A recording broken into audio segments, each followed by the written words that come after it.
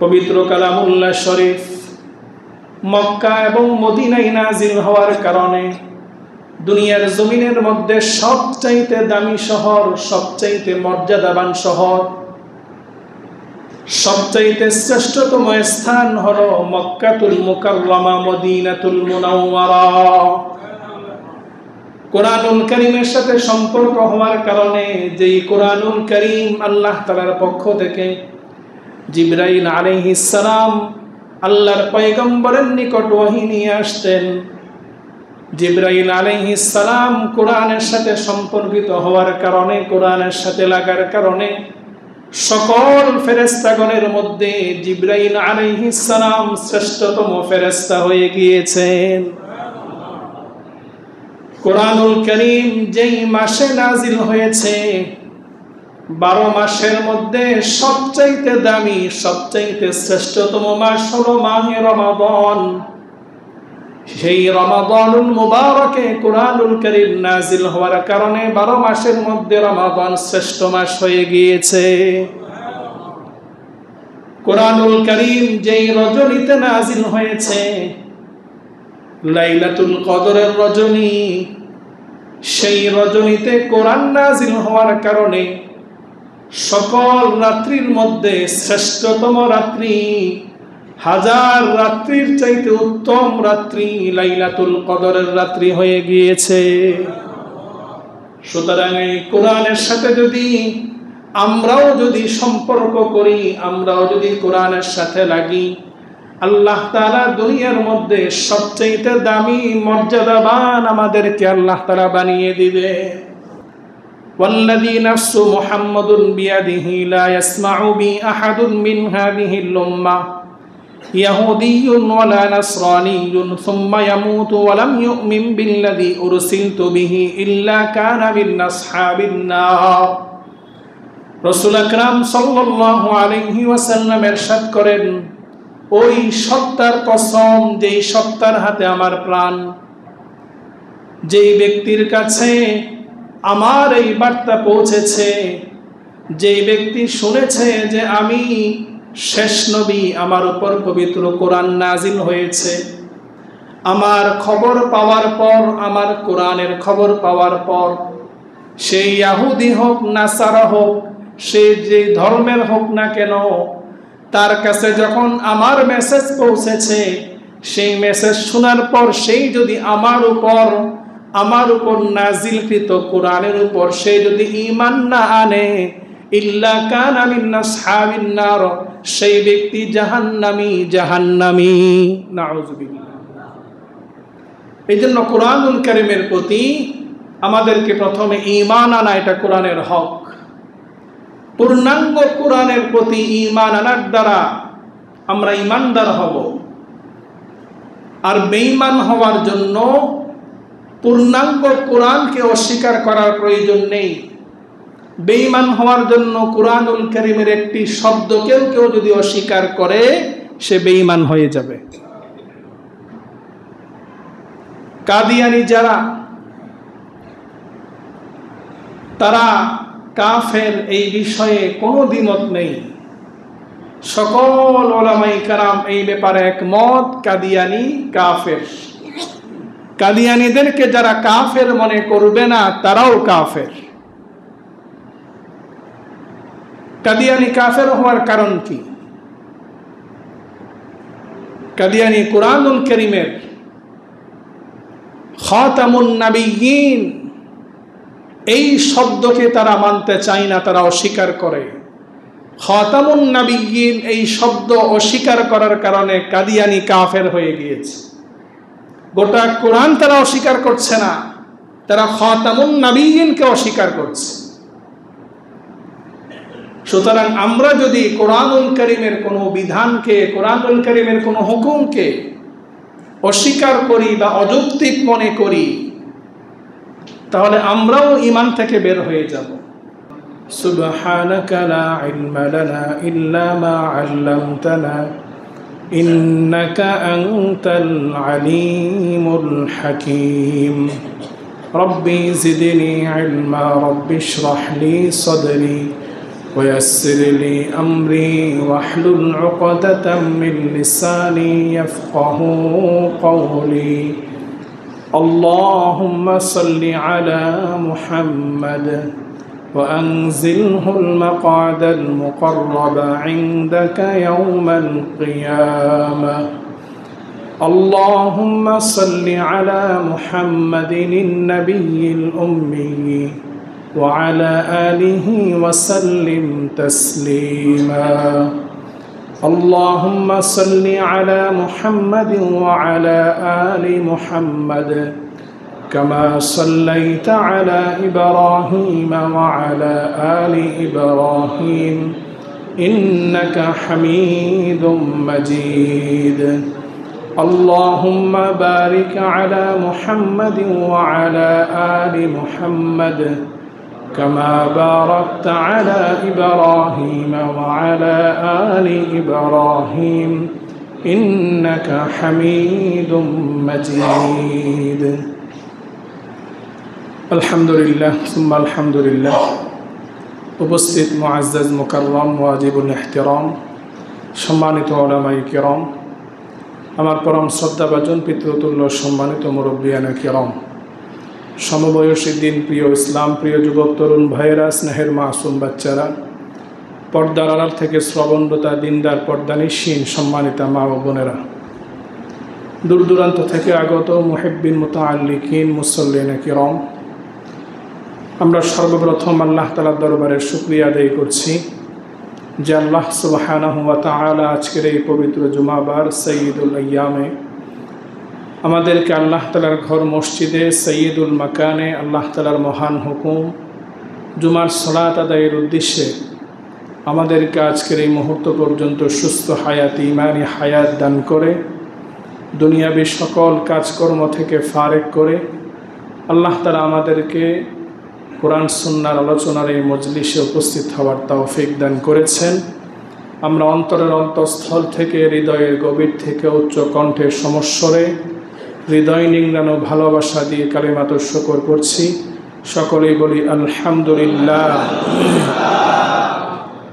অসংখ্য অগণিত দরুদ এবং সালামের হাদিয়া পেশ করছি দুজাহানের বাদশাহ সরকার দু আলম সৈয়দুল কাউনাইনি ওয়াস সাকালাইন রাহমাতুল লিল আলামিন আকায়ে নামদার তাজদার মদিনা জনাব মুহাম্মদুর রাসূলুল্লাহ সাল্লাল্লাহু আলাইহি ওয়াসাল্লামের প্রতি সম্মানিত মুসল্লিনে কিরাম রাসূল আকরাম সাল্লাল্লাহু আলাইহি ওয়াসাল্লাম তিনি দুনিয়া থেকে যাওয়ার আগে উম্মতের জন্য দুটি জিনিস রেখে গিয়েছেন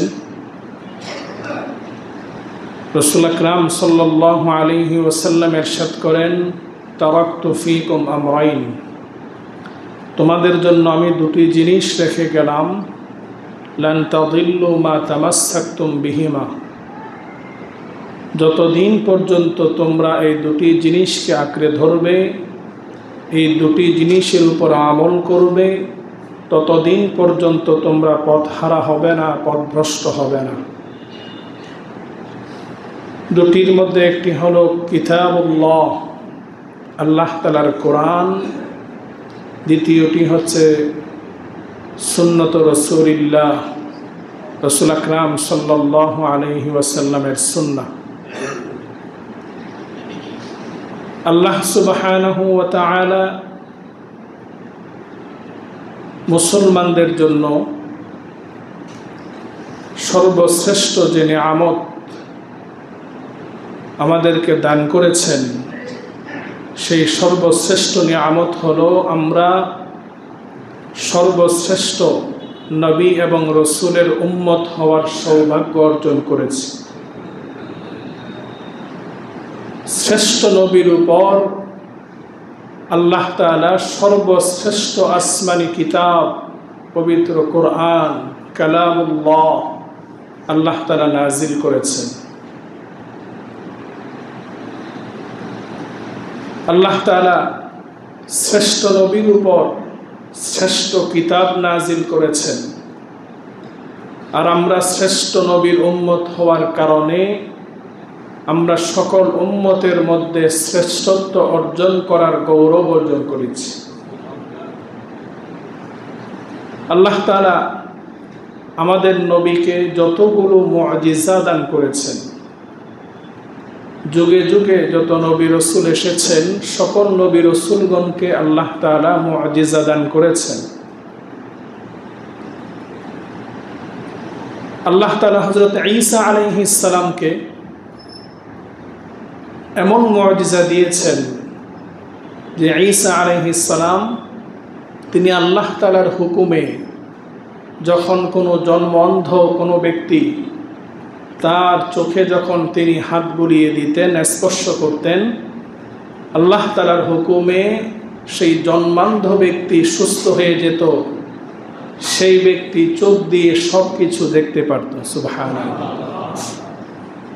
ঈসা আলাইহিস সালাম কোনো কুষ্ঠরোগী ধবল রোগীর শরীরে যখন হাত বুলিয়ে দিতেন, আল্লাহ তাআলার হুকুমে সেই ধবল রোগী সুস্থ হয়ে তার ত্বক পরিপূর্ণভাবে ভালো হয়ে যেত।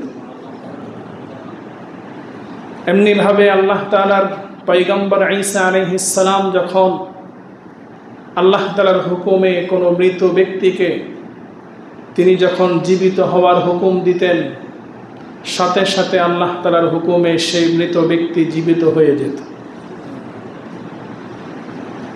আল্লাহ তাআলা প্রত্যেক নবীকে যে মুআজিজাগুলো দান করেছেন, সকল মুআজিজাগুলো ওই সময়ের জন্য, ওই এলাকার জন্য, ওই উম্মতের জন্য যেই মুআজিজা তাদের জন্য কার্যকর প্রভাব ফেলবে, আল্লাহ তাআলা সেই নবীকে সেই রকম মুআজিজা আল্লাহ তাআলা দান করেছে।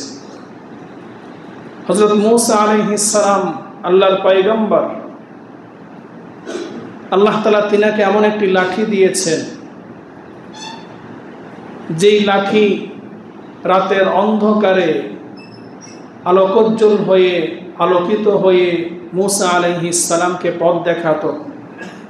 দিনের বেলায় প্রচণ্ড রোদের মধ্যে তিনি যখন সেই লাঠি ধরতেন, সেই লাঠি গাছ হয়ে ছায়া দিত। মূসা আলাইহিস সালাম যখন সেই লাঠিকে আল্লাহ তাআলার হুকুমে নিচে ফেলে দিতেন, সাথে সাথে সেটা সাপ হয়ে যেত।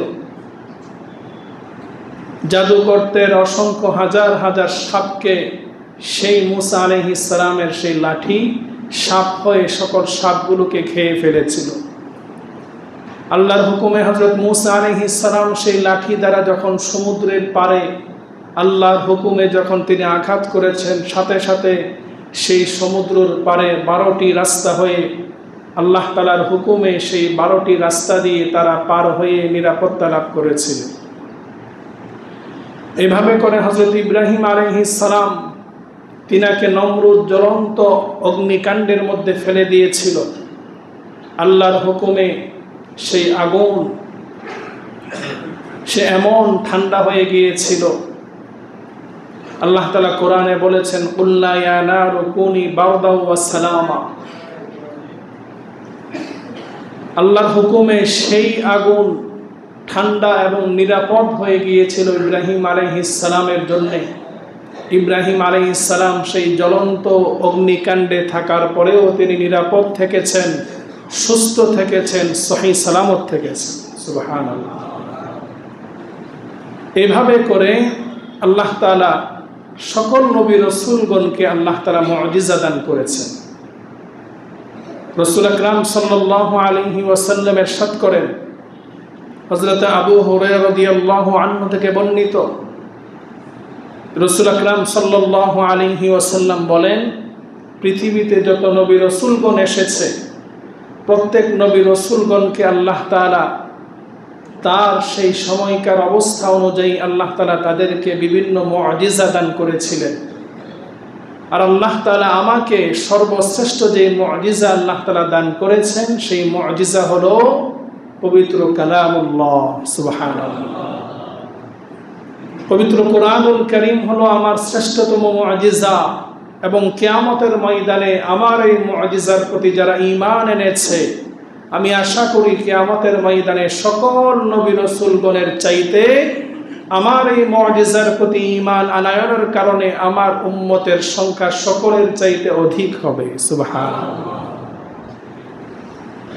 এই কোরআনুল কারীম আল্লাহ তাআলার বাণী, আল্লাহ তাআলার কথা, আল্লাহ তাআলার মনের ভাব, আল্লাহ তাআলার ভাষা সম্পূর্ণ এই কোরআন। আল্লাহ তাআলার পক্ষ থেকে এই কোরআন এসেছে, লৌহে মাহফুজে এই কোরআন সংরক্ষিত। আল্লাহ রসুলের দীর্ঘ 23 বৎসর নবুয়তি জিন্দিগিতে আল্লাহ তাআলা ধাপে ধাপে এই কোরআনুল কারীম নাজিল করেছেন। এই কোরআনুল কারীম আসমানি কিতাব সমূহের মধ্যে সর্বশ্রেষ্ঠ আসমানি কিতাব। এই কোরআন নাজিল হওয়ার মাধ্যমে পূর্ববর্তী সকল আসমানি কিতাবের হুকুম রহিত হয়ে গিয়েছে।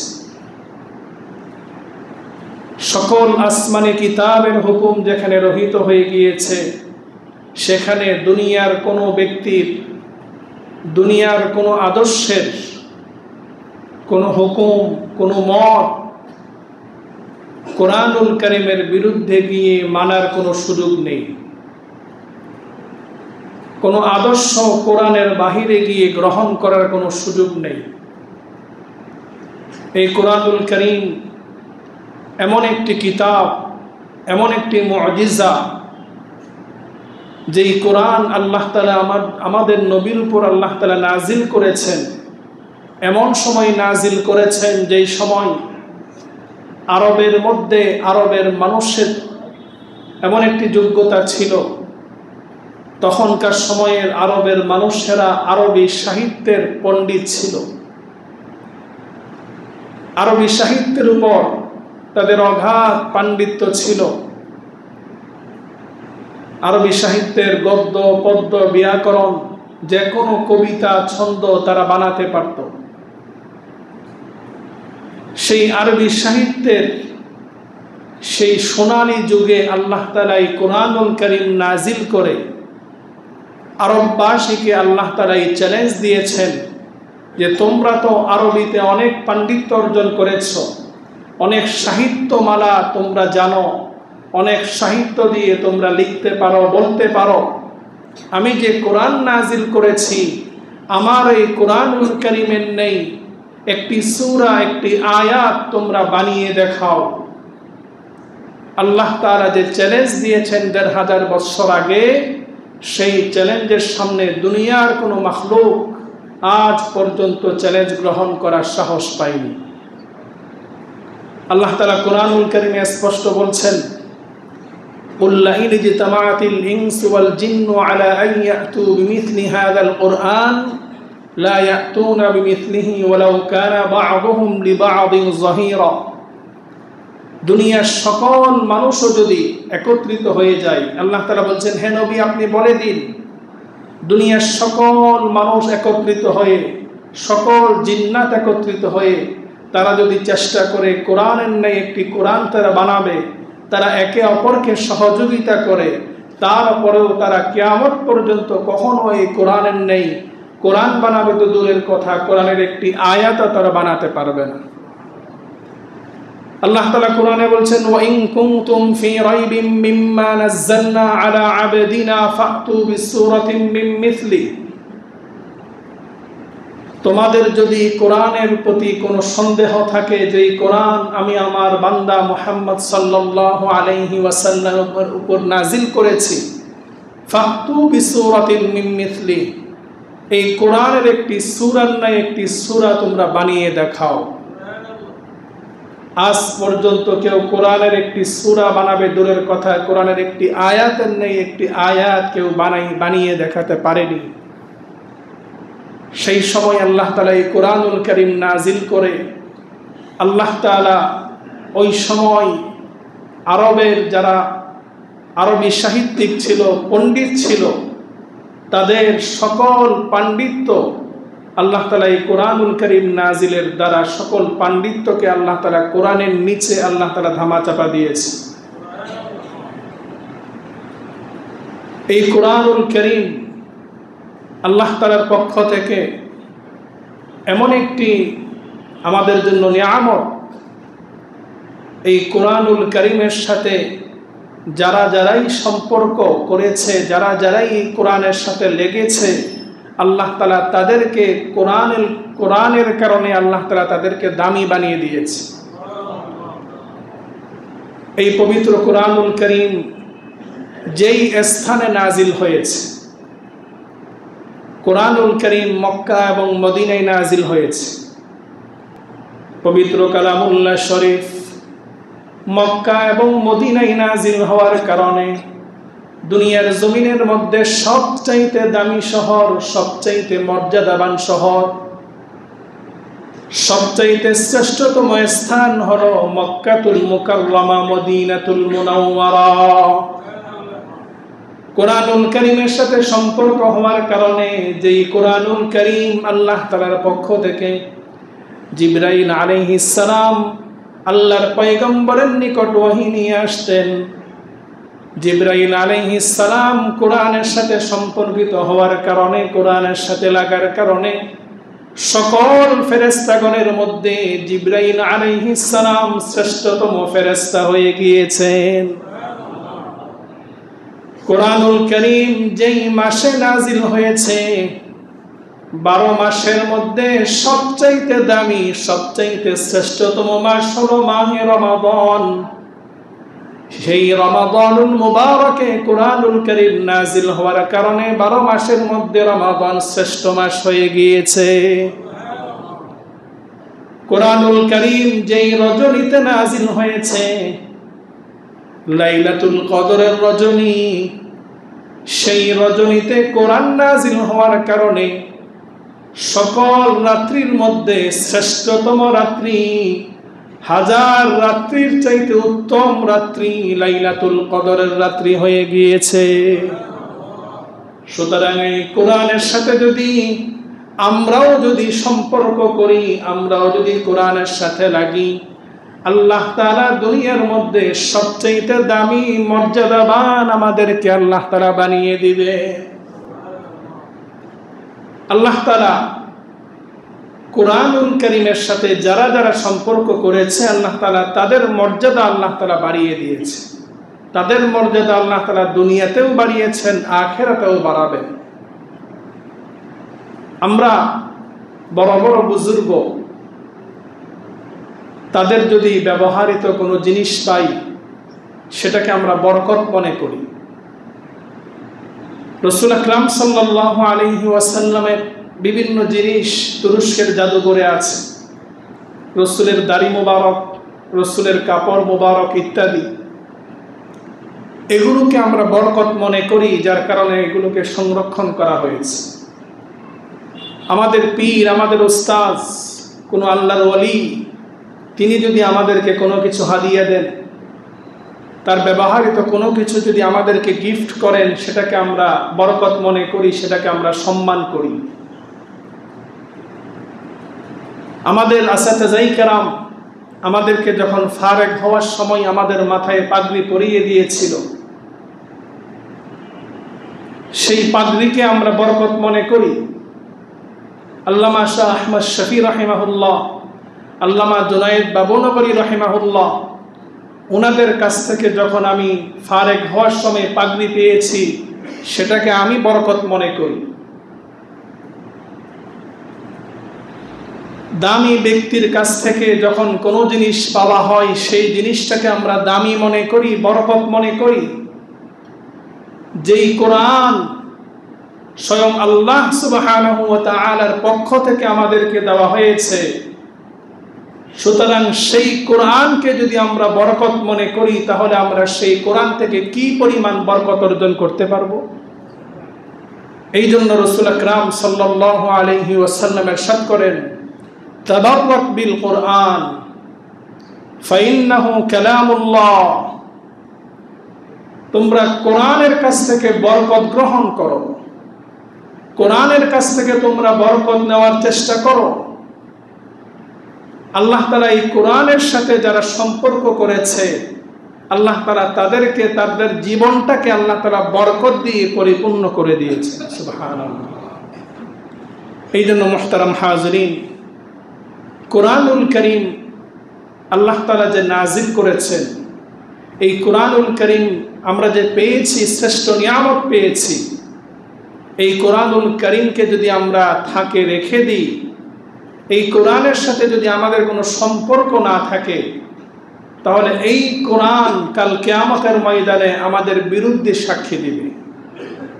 এই কোরআন কারোর পক্ষে সাক্ষী দিবে, কারোর বিপক্ষে সাক্ষী দিবে। যার পক্ষে সাক্ষী দিবে, যার পক্ষে সুপারিশ করবে, সেই কোরআন তাকে জান্নাতে পৌঁছে দেবে, আর যার বিপক্ষে সাক্ষী দিবে সেই কোরআন তাকে জাহান্নামে নিয়ে যাবে। মুহতারাম হাজিরিন, কোরআনুল করিমের প্রতি আমাদের কিছু হক রয়েছে, দায়িত্ব রয়েছে। কোরআনুল করিমের প্রতি আমাদের যেই সকল দায়িত্ব রয়েছে, তার মধ্যে নাম্বার 1 দায়িত্ব হলো কোরআনের প্রতি ঈমান আনা। পবিত্র কোরআনের শুরু থেকে বিসমিল্লাহর বা থেকে নিয়ে সূরাতুন নাসের সিন পর্যন্ত পবিত্র কোরআনুল কারীমে আল্লাহ তাআলা যতগুলো আয়াত নাজিল করেছেন, যতগুলো সূরা নাজিল করেছেন, সব সূরার প্রতি, গোটা কোরআনের প্রতি পরিপূর্ণ আস্থা, পরিপূর্ণ বিশ্বাস অর্জন করা। এই কোরআন আল্লাহ তাআলার কালাম, এই কোরআন কিয়ামত পর্যন্ত এই কোরআনের হুকুম থাকবে। এই কোরআন আমাদের জন্য সংবিধান। এই কোরআন অনুযায়ী আমাদেরকে চলতে হবে। এই কোরআনের প্রতি যারা বিশ্বাস স্থাপন করবে না, কোরআনের প্রতি যারা ঈমান আনবে না, তারা বেঈমান হয়ে জাহান্নামী হবে। রাসূল আকরাম সাল্লাল্লাহু আলাইহি ওয়াসাল্লাম ইরশাদ করেন, ওয়াল্লাযী নাফসু মুহাম্মাদুন বিয়াদিহি লা ইয়াসমাউ বি আহাদুন মিন হাযিহিল উম্মাহ ইয়াহুদিয়্যুন ওয়ালা নাসরানিয়্যুন সুম্মা ইয়ামুতু ওয়া লাম ইউমিন বিল্লাযী উরসিলতু বিহি ইল্লা কানা মিন আসহাবিন নার। রাসূল আকরাম সাল্লাল্লাহু আলাইহি ওয়াসাল্লাম ইরশাদ করেন, ওই সত্তার কসম যেই সত্তার হাতে আমার প্রাণ, যেই ব্যক্তির কাছে আমার এই বার্তা পৌঁছেছে, যেই ব্যক্তি শুনেছে যে আমি শেষ নবী, আমার উপর পবিত্র কোরআন নাজিল হয়েছে, আমার খবর পাওয়ার পর, আমার কোরআনের খবর পাওয়ার পর, সেই ইহুদি হোক নাসারা হোক, সে যে ধর্মের হোক না কেন, তার কাছে যখন আমার মেসেজ পৌঁছেছে, সেই মেসেজ শোনার পর সেই যদি আমার উপর নাজিলকৃত কোরআনের উপর সে যদি ঈমান না আনে, ইল্লা কানা মিন আসহাবিন নার, সেই ব্যক্তি জাহান্নামী। নাউযুবিল্লাহ। এইজন্য কোরআনুল কারীমের প্রতি আমাদেরকে প্রথমে ঈমান আনা, এটা কোরআনের হক। পূর্ণাঙ্গ কোরআনের প্রতি ঈমান আনার দ্বারা আমরা ঈমানদার হব। আর বেঈমান হওয়ার জন্য পূর্ণাঙ্গ কোরআনকে অস্বীকার করার প্রয়োজন নেই। বেঈমান হওয়ার জন্য কোরআনুল কারীমের একটি শব্দকেও কেউ যদি অস্বীকার করে, সে বেঈমান হয়ে যাবে। কাদিয়ানী যারা, তারা কাফের, এই বিষয়ে কোনো দ্বিমত নেই। সকল উলামায়ে কেরাম এই ব্যাপারে একমত, কাদিয়ানী কাফের। কাদিয়ানীদেরকে যারা কাফের মনে করবে না, তারাও কাফের। কাদিয়ানী কাফের হওয়ার কারণ কি? কাদিয়ানী কোরআনুল কারীমের খাতামুন নাবিয়্যিন এই শব্দকে তারা মানতে চায় না, তারা অস্বীকার করে। খাতামুন নাবিয়্যিন এই শব্দ অস্বীকার করার কারণে কাদিয়ানী কাফের হয়ে গিয়েছে। গোটা কোরআন তারা অস্বীকার করছে না, তারা খাতামুন নাবিয়্যিনকে অস্বীকার করছে। সুতরাং আমরা যদি কোরআনুল কারীমের কোনো বিধানকে, কোরআনুল কারীমের কোনো হুকুমকে অস্বীকার করি বা অযৌক্তিক মনে করি, তাহলে আমরাও ঈমান থেকে বের হয়ে যাব। কোরআনুল কারীমে আল্লাহ তাআলা যেই বিধান দিয়েছেন, আল্লাহ তাআলা কোরআনে কেউ যদি চুরি করে, চুরি করার শাস্তির বিধান আল্লাহ তাআলা দিয়েছেন। কেউ যদি জেনা করে, জেনার শাস্তির বিধান আল্লাহ তাআলা দিয়েছেন। ইসলামী খেলাফতের দায়িত্ব সেই বিধান জারি করা, সেই বিধানের উপর আমল করা। ইসলামী খেলাফত না থাকার কারণে সেটা সম্ভব হচ্ছে না। কিন্তু এই শরিয়া আইনকে কেউ যদি অবিশ্বাস করে, এই কথা বলে আমরা শরিয়া আইনে বিশ্বাসী না, তাহলে আপনারাই বলুন সে মুমিন না কাফের। সুতরাং যারা শরিয়া আইনে বিশ্বাস করবে না, যারা তাদেরকে সাপোর্ট দিবে, তাদের কথা যারা বিশ্বাস করবে, তারাও ঈমান হারা হয়ে যাবে। এই জন্য এখনো সময় আছে। বুঝে বলি আর না বুঝে বলি, কেউ যদি কোরআনের এই শরিয়া আইনকে আমরা অস্বীকার করতে চাই, তাহলে আমরা নামে মুসলমান থাকব, পরিচয় দিব মানুষের কাছে মুসলমান, কিন্তু আমি মারা গেলে আমার কবরটা হবে জাহান্নাম। মুহতারাম হাজিরিন, কোরআনুল কারীমের প্রতি আমাদের 1 নাম্বার হক হচ্ছে কোরআনুল কারীমের প্রতি ঈমান আনা। পর্দার বিধান আল্লাহ তাআলা ফরজ করেছেন। আপনি পর্দা করেন আর না করেন, আপনার এই বিধানের প্রতি বিশ্বাস রাখতে হবে যে এটা আল্লাহর হুকুম, এটা আমার উপর ফরজ। আপনি আমল করলে আপনি সওয়াবের ভাগীদার হবেন, আমল না করলে আপনি গুনাহগার হবেন। কিন্তু আপনি যদি পর্দার বিধানকে যদি জুলুম মনে করেন, অযৌক্তিক মনে করেন, তাহলে আপনি কাফের হয়ে যাবেন। মুহতারাম হাজিরিন, কোরআনুল কারীমের প্রতি আমাদের 2 নাম্বার দায়িত্ব হলো কোরআনুল কারীম বিশুদ্ধভাবে তেলাওয়াত শিখা। কোরআনুল কারীম বিশুদ্ধভাবে যদি আমি তেলাওয়াত না জানি, না শিখি, তাহলে আমার উপর যে দৈনিক 5 ওয়াক্ত নামাজ ফরজ, আমি 5 ওয়াক্ত নামাজই তো পড়তে পারবো না। কারণ নামাজের মধ্যে কেরাত পড়া ফরজ, আর আমার কেরাতে যদি আমি না জানি, কেরাতে যদি শুদ্ধ না হয়, তাহলে আমার নামাজই তো হবে না। এই জন্য যতটুকুন কোরআনুল কারীম শুদ্ধ মুখস্থ করা নামাজের জন্য জরুরি, নামাজ পড়ার জন্য প্রয়োজন, ততটুকুন পর্যন্ত বিশুদ্ধভাবে কোরআনুল কারীম শিখা আমাদের উপর ফরজ। যারা আমরা অভিভাবকরা আছি, এটা আমাদের দায়িত্ব আমাদের সন্তানদেরকে কোরআনুল কারীমের শিক্ষা দেওয়া। কোরআনুল কারীমের শিক্ষা আমরা এক সময় সকালবেলা মক্তবে এসে কোরআনুল কারীমের শিক্ষা গ্রহণ করেছি, কিন্তু এখন কোরআনুল কারীমের সেই শিক্ষা কেন্দ্রগুলো বিলুপ্ত হয়ে গিয়েছে। বিভিন্ন এনজিও, বিভিন্ন ষড়যন্ত্রের মাধ্যমে কোরআনুল কারীমের শিক্ষাকে তুলে দেওয়া হয়েছে।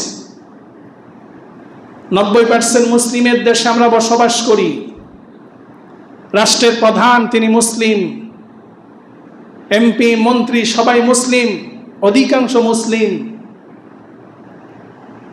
মুসলমান হওয়া সত্ত্বেও আমাদের প্রাইমারি স্কুলে কোরআনের শিক্ষক নাই, কোরআনের শিক্ষা নেই।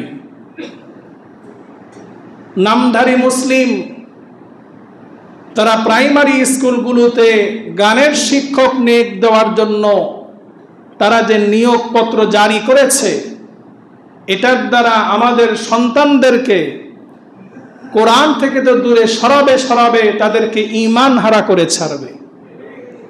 এই গানের শিক্ষা কোনো মুসলমানের শিক্ষা নয়। এই গানের শিক্ষার সাথে বাংলাদেশের সংস্কৃতির সাথে যায় না। এই গানের শিক্ষা হচ্ছে হিন্দুয়ানি শিক্ষা। এই গান বাজনা ইসলামের মধ্যে সম্পূর্ণ হারাম, হারাম, হারাম। আমরা তীব্রভাবে প্রতিবাদ জানাচ্ছি। আপনাদেরকে যে আশা নিয়ে, যে স্বপ্ন নিয়ে এই দেশের জনগণ ক্ষমতায় বসিয়েছে, আপনারা তো স্বপ্ন পূরণ করতে পারেননি। আপনারা প্রাইমারি এই গানের শিক্ষক নিয়োগ দিয়ে আপনারা যদি এইটা বাস্তবায়ন করেন, এই দেশের জনগণ আপনাদেরকে কখনো ভুলবে না। এবং এই দেশের তাওহীদি জনতা, তাদের শরীরে যতক্ষণ পর্যন্ত ঈমানি শক্তি রয়েছে, যতক্ষণ পর্যন্ত বল রয়েছে, ততক্ষণ পর্যন্ত এই গানের শিক্ষক নিয়োগ বাস্তবায়ন হতে দিবে না ইনশাআল্লাহ।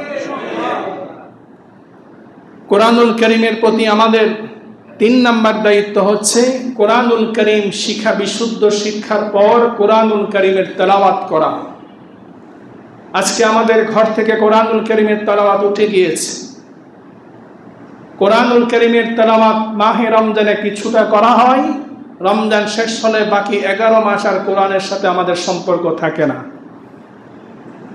আপনি দৈনিক গোটা কোরআন খতম করার প্রয়োজন নেই।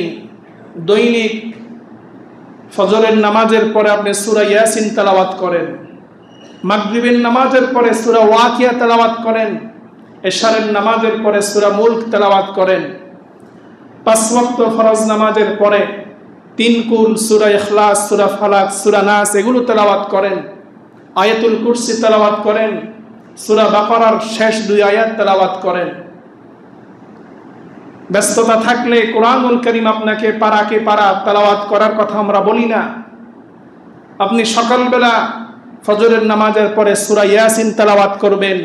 আপনার গোটা দিনের যত প্রয়োজনীয়তা রয়েছে, যত হাজত রয়েছে, সূরা ইয়াসিনের তেলাওয়াতের বরকতে আল্লাহ তাআলা আপনার গোটা দিনের সকল প্রয়োজন আল্লাহ তাআলা মিটিয়ে দিবেন। সুবহানাল্লাহ। যে ব্যক্তি মাগরিবের নামাজের পরে সূরা ওয়াকিয়া তেলাওয়াত করবে, ওই ব্যক্তি আল্লাহর এই জমিনে কখনো সে অভাবের সম্মুখীন হবে না ইনশাআল্লাহ।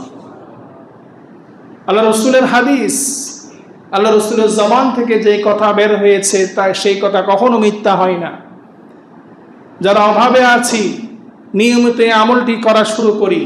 মাগরিবের নামাজের পরে সূরাতুল ওয়াকিয়া, যে ব্যক্তি এশারের নামাজের পরে যেই ব্যক্তি সূরা মুলক পড়বে, আল্লাহ রাসূল বলেন কোরআনুল কারীমের মধ্যে 30 আয়াত বিশিষ্ট একটি সূরা রয়েছে। এই সূরা যে ব্যক্তি এশারের নামাজের পরে তেলাওয়াত করবে, এই সূরা তার জন্য আল্লাহ তাআলার কাছে সুপারিশ করে তাকে জান্নাতে নিয়ে যাবে। সুবহানাল্লাহ। এই জন্য কোরআনুল কারীমের তেলাওয়াত কোরআনুল কারীমের অন্যতম হক। এই জন্য আমরা আমাদের নিজেদের ঘরে কোরআনুল কারীমের তেলাওয়াত জারি করি। যেখানে কোরআনুল কারীমের তেলাওয়াত হয় সেখানে আল্লাহর রহমত নাজিল হয়, সেখানে আল্লাহ তাআলার পক্ষ থেকে সাকিনা নাজিল হয়।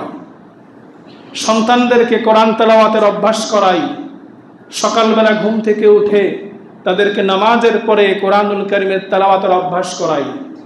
যেই সন্তান সকালবেলা এই কোরআনুল কারীমের তেলাওয়াতে অভ্যাস হবে, সেই সন্তান বড় হয়ে কখনো নাস্তিক হবে না, সেই সন্তান কখনো মুরতাদ হবে না, সেই সন্তান কখনো তাসলিমা নাসরিন হবে না। এই জন্য কোরআনুল কারীমের শিক্ষা আমাদের সন্তানদের জন্য আমরা বাধ্যতামূলক করি। কোরআনুল কারীমের 4 নম্বর হক হচ্ছে কোরআনুল কারীমের মজলিস যেখানে আমরা পাবো, যেখানে কোরআনুল কারীমের তেলাওয়াত হয়, সেখানে আমরা কোরআনুল কারীম মনোযোগ সহকারে শ্রবণ করব। রাসূল আকরাম সাল্লাল্লাহু আলাইহি ওয়াসাল্লাম ইরশাদ করেন, মান ইসতামাআ ইলা আয়াতিন মিন কিতাবিল্লাহ কানাত লাহু হাসানাতুন মুদাআফা। যে ব্যক্তি কোরআনুল কারীমের তেলাওয়াত একটি আয়াত যে ব্যক্তি মনোযোগ সহকারে শ্রবণ করেছে, আল্লাহ তাআলা তাকে সেই শ্রবণের দ্বারা ডাবল নেকি আল্লাহ তাআলা দান করবেন। সুবহানাল্লাহ। এই জন্য কোরআনুল কারীমের তেলাওয়াত যেই মজলিসে হয়, সেই মজলিসে আমরা কোরআনুল কারীম মনোযোগ সহকারে শ্রবণ করার চেষ্টা করব। কোরআনুল কারীমের প্রতি আমাদের অন্যতম দায়িত্ব হচ্ছে কোরআনুল কারীম মুখস্থ করা, চেষ্টা করা। কমপক্ষে যতটুকু মুখস্থ করার দ্বারা আমার নামাজ, ফরজ নামাজগুলো আমি আদায় করতে পারবো, কমপক্ষে ততটুকু মুখস্থ করা আমাদের উপর ফরজ। কিয়ামতের ময়দানে আল্লাহ সুবহানাহু ওয়া তাআলা সাহেবে কোরআন যারা কোরআনুল কারীমের হিফজ করেছে তাদেরকে আল্লাহ তাআলা বলবেন, ইকরা ওয়ারতাকি ওয়ারাত্তিল কামা কুনতা তুরাত্তিল ফিদ দুনিয়া ফাইন্নাকা মানজিলা ইনদা আখিরি আয়াতিন। আল্লাহ তাআলা বলবেন, তুমি কোরআনুল কারীমের একটি আয়াত পড়ো আর জান্নাতের এক একটা সিঁড়ি দিয়ে উপরের দিকে উঠতে থাকো। দুনিয়াতে তুমি যেমনি ভাবে কোরআনুল কারীম সুন্দরভাবে দিনে রাত্রিতে তুমি তেলাওয়াত করতে, ঠিক আজকের দিনেও তুমি সেভাবে তেলাওয়াত করো। এভাবে তুমি যত আয়াত তুমি তেলাওয়াত করবে, জান্নাতের মধ্যে তোমার মর্যাদা তত উচ্চ হবে। সুবহানাল্লাহ। কোরআনুল কারীমের আরেকটি হক হচ্ছে কোরআনুল কারীম বুঝে পড়ার চেষ্টা করা। প্রথম হক হচ্ছে কোরআনুল কারীম বিশুদ্ধভাবে শিক্ষা অর্জন করা। বিশুদ্ধভাবে শিক্ষা অর্জনের পর কোরআনুল কারীমের হক হচ্ছে কোরআন বুঝে পড়ার চেষ্টা করা। কোরআন যখন বুঝে আসবে, কোরআনের অর্থগুলো যখন আমাদের বুঝে আসবে, তখন কোরআনুল কারীমের তেলাওয়াতের মধ্যে আলাদা একটা মজা পাওয়া যাবে, আলাদা একটি স্বাদ পাওয়া যাবে। কোরআনের অন্যতম হক হচ্ছে কোরআন অনুযায়ী আমল করা। কোরআন যা করতে বলেছে তা করা, যা ছাড়তে বলেছে তা ছাড়া। কোরআনের প্রতি আরেকটি দায়িত্ব হচ্ছে কোরআনের প্রতি সর্বোচ্চ সম্মান করা, কোরআনের প্রতি তাজিম করা। অজু ছাড়া কোরআন স্পর্শ না করা, ডান হাতে কোরআন নেওয়া, কোরআনকে চুমু খাওয়া। আমরা কোরআনকে মুহাব্বত করি, ভালোবাসি, এই জন্য কোরআনকে আমরা বুকের সাথে লাগাই, আমাদের মুখের সাথে লাগাই। কোরআনুল কারীমকে সর্বোচ্চ তাজিম দেওয়া, কোরআনুল কারীমকে সর্বোচ্চ মর্যাদা দেওয়া। সর্বশেষ কোরআনের প্রতি আমাদের দায়িত্ব হচ্ছে কোরআনের প্রচার এবং প্রসারে আমাদেরকে সকলকে সহযোগিতা করা। যেখানে যেখানে কোরআনুল কারীমের তালিম হয়, কোরআনের শিক্ষা হয়, যে স্থানে কোরআনের প্রচার হয়, প্রসার হয়, ওই সকল স্থানগুলোতে আমরা সহযোগিতা করার চেষ্টা করব। এই মসজিদ, এই মাদ্রাসা, এই দ্বীনি মাহফিল, এগুলোতে কোরআনুল কারীমের প্রচার প্রসার হয়। এই স্থানগুলোতে আমরা কোরআনুল কারীমের প্রচার প্রসারে আমরা সহযোগিতা করার চেষ্টা করব। মানুষ যখন দুনিয়া থেকে চলে যায়, তার সাথে কোনো নেক আমল যায় না। কয়েকটি আমল ছাড়া, তার মধ্যে একটি হচ্ছে সদকায়ে জারিয়া, আরেকটা হচ্ছে উপকারী ইলম, আরেকটা হচ্ছে নেক সন্তান। আমাদের যাদের মরহুম মরহুমারা চলে গিয়েছে, তাদের জন্য আমরা যা আমল করব ইসালে সওয়াবের উদ্দেশ্যে, আমাদের দ্বারা তারা উপকৃত হবে। এখন আমরা আমাদের মুরব্বীরা মারা যাওয়ার পরে আমরা মনে করি ইসালে সওয়াব মানে হচ্ছে 3 দিনের দিন, 4 দিনের দিন বড় করে মেজবান করা, 40 দিন না জিয়াফত করা, এটাকেই আমরা বর্তমানে রসম বানিয়ে নিয়েছি। অথচ কোরআন এবং হাদিসে কোথাও 3 দিনেই জিয়াফত করতে হবে, 40 দিনেই জিয়াফত করতে হবে, কোথাও এই কথা নেই। মানুষকে আপনি মেহমানদারি করেন, মেহমানদারি আপনি কাকে করবেন, কাকে খাওয়াবেন? যে ক্ষুধার্ত, যে অভাবী, তাকে আপনি খাওয়াবেন। তাকে খাওয়ালে তার জবান থেকে আলহামদুলিল্লাহ বের হবে, তার জবান থেকে আপনার জন্য দোয়া বের হবে। আর এখন তো মেজবানগুলো সেখানে ক্ষুধার্ত অভাবীর চাইতে ধনী বেশি, সমাগম বেশি। এই সকল মেজবানের দ্বারা আমার মনে হয় না মরহুমের কোনো উপকার হয়। আপনি যখন তৌফিক হয় নির্ধারিত দিন ঠিক করবেন না। আমরা এখন নির্ধারিত করে ফেলেছি, যেই দিন আমার বাবা মারা গিয়েছে প্রত্যেক বছর ওই দিনই আমাকে মেহমানদারি করতে হবে। আপনি যখন সময় হয়, যখন আপনার তৌফিক হয়, যে কোনো সময় আপনি করবেন আপনার মরহুম মরহুমার জন্য। শুধুমাত্র জিয়াফত কেন, আরও তো অনেকগুলো ইসালে সওয়াবের পদ্ধতি রয়েছে। আপনি সদকা করেন, আপনি আপনার মরহুমের জন্য নিয়ত করেন যে আমি 100 টাকা, 50 টাকা, 500 টাকা আমার বাবার জন্য ইসালে সওয়াবের উদ্দেশ্যে সদকা করলাম। আমরা প্রত্যেক সপ্তাহে জুমায় মসজিদে আসি। এখানে আমাদের প্রত্যেকেরই কারোর মা নাই, কারোর বাবা নাই, কারোর নানা নাই, নানি নাই, দাদা নাই, দাদি নাই, মরহুম মরহুমা সকলের আছে।